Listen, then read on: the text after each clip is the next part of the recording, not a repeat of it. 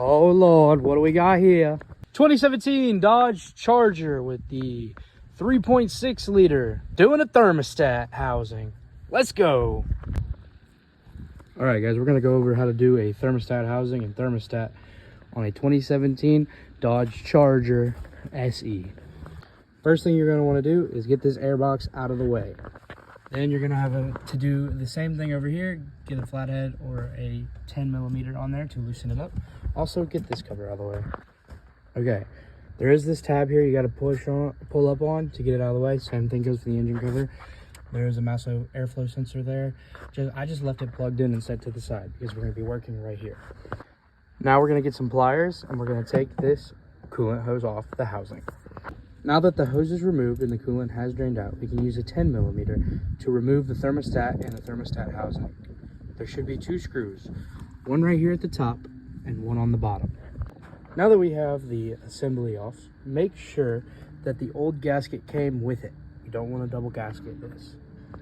Now always take a second to compare your new part to your old part. You want to make sure there's no defects and that everything lines up and is up to manufacturer specification. Now that we've done that, we're going to put the new piece on.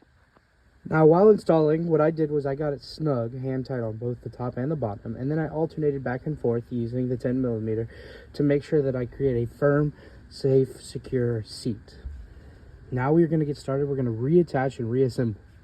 Now that that's secure, we're going to go ahead and put the intake back on and then fill it up with more coolant since we lost some while disassembling. So before we put this all back together on this side, we've already connected that side. We're going to go ahead and add coolant, which I've already done. And we're going to unscrew the bleeder valve here, which you'll see air bubbles will come out.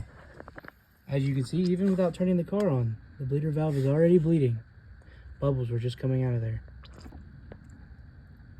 Got some bubbling, which is awesome.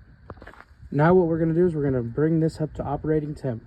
Make sure that the coolant flushes through smoothly, shut it off, take the elbow back off, and hit the bleeder screw just to make sure there's no more air.